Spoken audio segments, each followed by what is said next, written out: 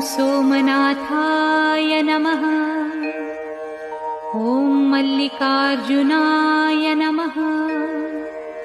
ॐ महाकालेश्वराय नमः। ॐ ओंकारेश्वराय नमः। ॐ वैद्यनाथाय नमः। ॐ भीमशंकराय नमः। ॐ रामेश्वराय नमः।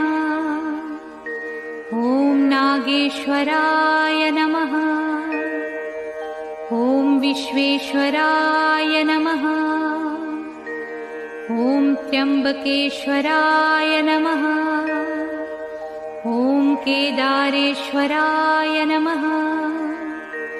ॐ भुस्मेश्वराय नमः।